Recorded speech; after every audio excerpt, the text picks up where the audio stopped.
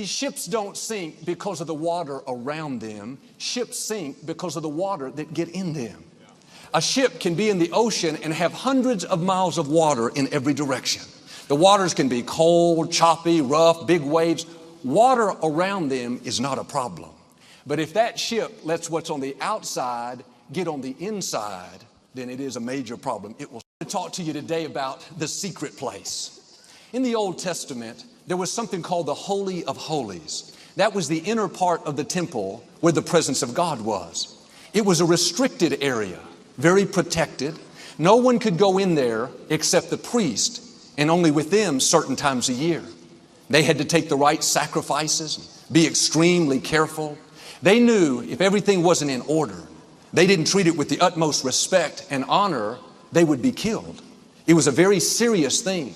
So they went to great lengths to guard it and to keep the wrong things out. In the same way, every one of us should have a Holy of Holies. Not a physical place, but down in you, there should be a secret place, an inner sanctuary where you don't allow everything in. Any worry, offense, bitterness, trouble, turmoil, that may be happening on the outside, but you guard your secret place. You don't let it into your inner sanctuary.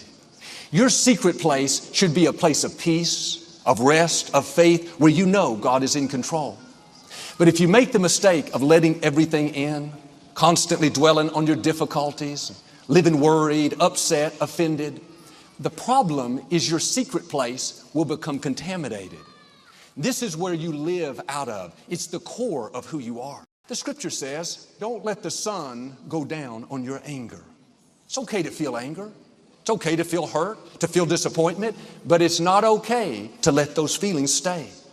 You can't bring them so close to you that you wake up the next morning upset, wanting to pay somebody back, not excited about your future.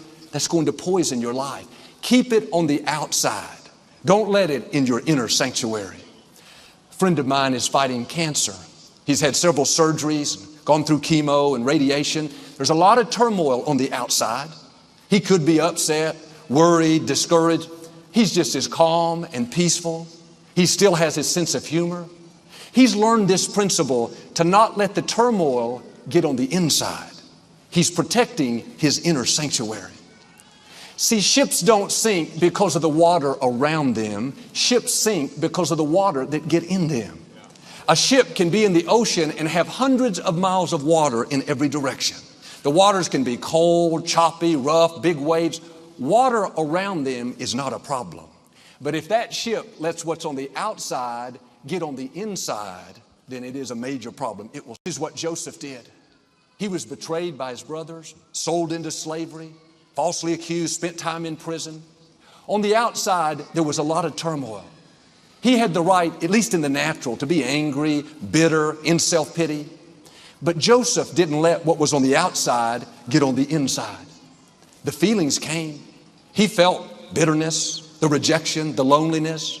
But he made the choice that he wasn't going to keep dwelling on it, reliving the hurts, thinking about how unfair it was. And because he kept his inner sanctuary pure, he operated out of a place of peace, of hope, of faith. That's what allows God to turn things around. When King Saul was chasing David, trying to kill him, David could have been upset, thinking, why is this guy after me? I haven't done one thing wrong to him. Saul chased him through the desert month after month, making David's life miserable. You can imagine how David could have let the frustration, the worry, the turmoil get on the inside, cause him to be sour. David did what we all must do. He didn't let that into his secret place. At one point, while Saul was chasing them, David had an opportunity to put an end to it.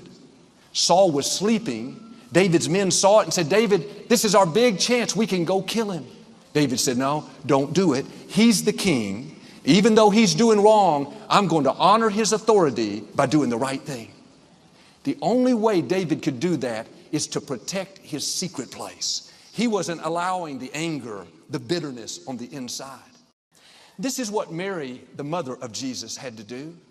As a teenager, she had just met the man of her dreams, Joseph. They fell in love, got engaged. Life couldn't get any better. Everything was going great. Then it totally changed. An angel appeared to Mary and told her that she was going to have a baby without knowing a man, that he would be the Messiah. We focus on how amazing that must have been, a supernatural birth. Wow, she must have been so thrilled. Sometimes we forget what Mary had to go through. She started showing signs of having a baby. Her fiancé, Joseph, noticed. They had not yet been together. They were waiting for marriage. You can imagine Mary trying to explain. Yes, Joseph, I'm going to have a baby. I'm pregnant, but I didn't do anything wrong. This angel appeared to me. I can hear him saying, yeah, and I'm going to go find me an angel somewhere. Word got out. People started talking. Negative chatter. There's that girl Mary. She's not married. She's pregnant. He says it's not even his baby. Mary had to accept the fact that she would be misunderstood her whole life. Everybody didn't believe she was going to have a baby without knowing a man. There were people that said, she's a fraud. She's a crook. She should be ashamed of herself. She's just covering her mistakes. Everywhere she went, Mary had to put up with rumors, innuendos, negative talk. She could have become defensive, cynical, bitter, but Mary didn't let the negative chatter get on the inside. When the angel told her she was going to have a baby, the scripture says she pondered that in her heart. That means she thought about it over and over. Notice what Mary let close to her heart was what God promised her. That's what she allowed in her inner sanctuary. She could have let the rumors, the questions, the innuendos in, but Mary guarded her inner sanctuary. Or maybe somebody is talking behind your back, trying to make you look bad, spreading rumors. Don't let the negative chatter get on the inside. There will always be people who are jealous, who don't like you, who will find the smallest mistake you make and blow it out of proportion, exaggerate it to try to discredit you. It's easy to get offended, self-pity, try to pay them back. Best thing you can do is let it go. They cannot stop you. That is a test. If you get distracted and become bitter, you're playing right into their hands. Well, Joel, what if people believe what they're saying? What if they do make me look bad? What if they damage my reputation? No, you keep doing the right thing, honoring God, and He will protect your reputation. He'll make your wrongs right. Don't bring the negative chatter in close. There's so much these days. With social media, people can hide behind being anonymous, say hurtful, critical things to try to make you feel small, insignificant, not good enough. I talked to a high school student.